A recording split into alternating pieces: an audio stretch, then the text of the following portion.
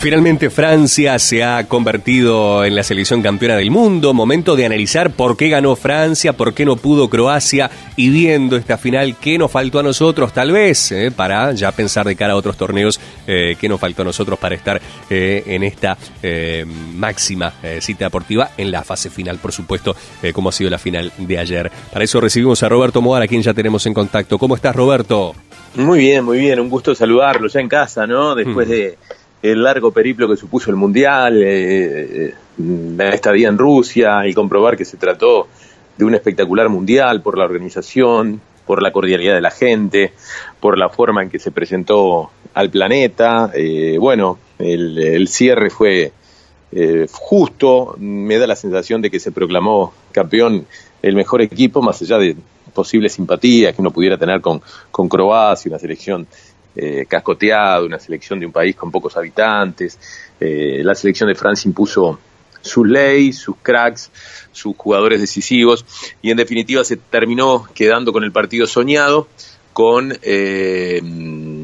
una muy buena producción de todos sus cracks y con una goleada en determinado momento que hizo cuesta arriba cualquier remontada de la selección de Croacia, que tuvo al mejor jugador del Mundial, una decisión que, bueno, de alguna manera también encierra un toque de polémica, ¿no? Porque que un jugador que no anduvo en la final termine siendo Balón de Oro deja alguna cuota de discusión, por lo menos, o de debate en torno a la producción de Luka Modric, que fue crack durante buena parte del Mundial, que hubo algún partido que no lo jugó bien y que ayer en la final deambuló intentando ordenar un equipo que estaba perdido frente a la importancia en ataque del seleccionado francés. Y esto va más allá de cualquier crítica que se pueda hacer en cuanto al funcionamiento del VAR, que incluso llevaron adelante Casillas y Luis Suárez en las redes sociales, o de cualquier manifestación que pueda puntualizarse sobre determinada jugada. A mí me parece que Francia es un justo campeón, tiene una generación bárbara, joven, una generación que en las puertas de su punto de caramelo consiguió conseguir el título, y bueno, hay que ver cuántos años más habrá de reinado para este equipo que dirige tan bien Didier Deschamps y que se proclamó en el estadio Luzhniki de Moscú. Bien, un hombre que supo ser campeón como jugador y como técnico ayer, 20 años después. Sí.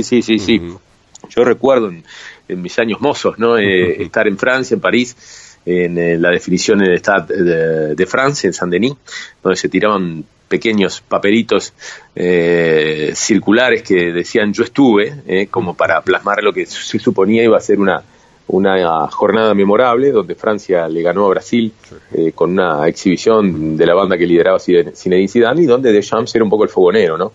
El líder, el capitán, ausente Laurent Blanc en aquella gran final ante el Scratch verde amarelo. Y bueno, ahora años después, con la sapiencia, con la sabiduría, después de haber pasado por equipos muy importantes, uno recuerda el abrazo que se dio con el maestro Tavares, sobre todo porque coincidieron en la estadía en la Serie A, Tavares en el Milan, en la Juve, y ahora, bueno, creo que ajustó las tuercas después de la Eurocopa, una Eurocopa que se le escapó a Francia, a pesar de tener todas las condicionantes de favorito en la final frente a Portugal, y con un exultante Antoine Griezmann, con un Mbappé habilidoso y picante, con un Paul Pogba exquisito en la mitad de terreno, con un golero que más allá del fallo grueso que tuvo ayer fue importante a lo largo de todo el certamen, con una gran pareja de zagueros, firme, importante, segura, de un Tití y de Rafael Varane, con la proyección que le da a Pavard por derecha, Lucas Hernández por izquierda, con Matuidi, con muy buenos jugadores, se proclamó justo campeón. ¿Qué le faltó a Croacia? Porque Croacia lo hemos visto como un equipo fuerte, sólido, venciendo a Argentina, por ejemplo, jugando lindos partidos. ¿Qué le faltó en esta instancia final? Es la primera vez que llegaba a una instancia de estas características el equipo croata. Y creo que fue superado, ¿no? Físicamente, futbolísticamente, le faltó afinar la puntería, no cometer errores, todos los errores importantes terminan repercutiendo. Y bueno, todo eso ha generado que una selección francesa que se quedó agazapada esperando el embate de los croatas, que dominaron los primeros 20 minutos, después con mayor experiencia y con mayor resto físico se impusiera al equipo que dirigen Rakitic y Modric, y plasmara una goleada en determinado momento del segundo tiempo muy abultada. Así que bueno, le faltó capaz un poco más de descanso y un poco más de organización para vulnerar un equipo muy compacto.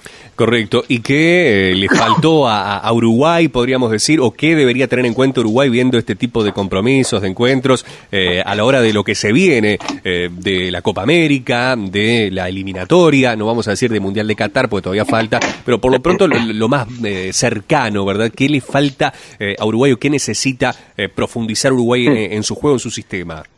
Bueno, yo creo que Uruguay, un equipo tan bueno como este, va a ser difícil, ¿no?, que se repita y que esté maduro y listo para encarar un mundial. A mí me parece que tenía chapa de candidato Uruguay, obviamente sin sobrarle nada, ¿no? Si se pierde a Suárez o a Cavani o a Godín, jugadores muy importantes, el equipo se resiente, tal como se vio ante la ausencia de Cavani en un partido.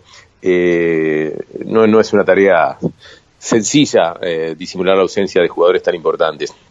Y bueno, a mí me parece que Uruguay tiene que madurar su idea de un mejor trayecto futbolístico en la mitad de terreno, mejor posesión, habilitar más a sus cracks, tener un fútbol más limpio. Y bueno, de este tipo de partidos se definen por detalles, como siempre hemos venido hablando a lo largo del Mundial. El partido contra Francia se definió por detalles, y esos pequeños detalles ante una mínima desatención cuestan caro, y fue lo que le pasó a la selección celeste, que quedó fuera de la competencia frente a quien a la postre fuera el campeón del mundo. Bien, ahora se vienen partidos importantes, torneos importantes, dentro de poco, cuando uno quiera acordar, ya vamos a estar jugando la eliminatoria, o sea que, bueno, seguirá la celeste allí como siempre, regalándonos el fútbol que al uruguayo le gusta, en definitiva, ¿no? Sí, hay que esperar cómo siguen las carreras de los jugadores, qué pasa con Suárez, qué pasa con Cavani, Neymar que quiere a Suárez en el PSG, que no quiere a Cavani, a dónde puede ir Cavani, dónde se queda, qué pasa con Neymar, qué hace Real Madrid, que es un gigante que está moviendo piezas y que se encontró con un precio exagerado por Hazard, el futbolista belga.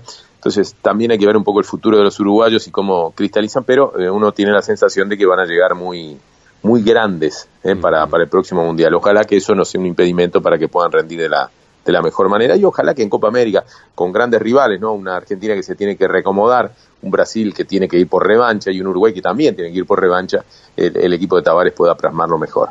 Bien, también hay que decir que vuelve el fútbol de nuestro país y los torneos continentales. Ahora el Mundial ha quedado de lado, ya ha finalizado, y ahora empezamos a pensar en otras cosas, como por ejemplo Nacional, que se va a enfrentar el miércoles ante Sol de América. Sí, que además está sumido en una crisis económica brutal, el equipo tricolor, a tal punto que se ha reacomodado la comisión directiva con la presencia de Eduardo H. al firme, tratando de dirigir el barco que está de alguna manera sacudiéndose para un lado para otro, una presencia de H reorganizando y en un rol de liderazgo producto de la gran experiencia que tiene el expresidente de Nacional, un Nacional que necesita trascender a nivel continental, que se fue por la puerta de atrás en la Copa Libertadores de América, y que bueno, ya arranca el camino con Sol de América. Después vendrá la actividad del torneo clausura, para mi gusto todo muy encima de la culminación del Mundial. Me hubiera gustado que el aficionado digiriera el cierre del Mundial y después se metiera en la actividad local. A mí me parece que es como darle la cena en el mejor restaurante del mundo y después invitarte a comer un choripán, ¿no? Es una cosa así, ¿no? Nuestro fútbol está muy alicaído, muy caído, con poca atracción, con cuadros que se van diezmando, con muchos pases que se van concretando. Entonces yo tengo esa sensación, ¿no? De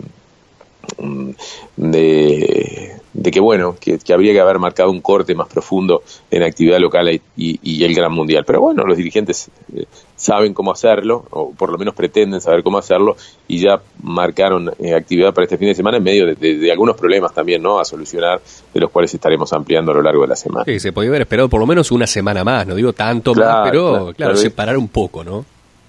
Sí, a mí me parece muy apresurado, sobre todo por ese contraste, ¿no?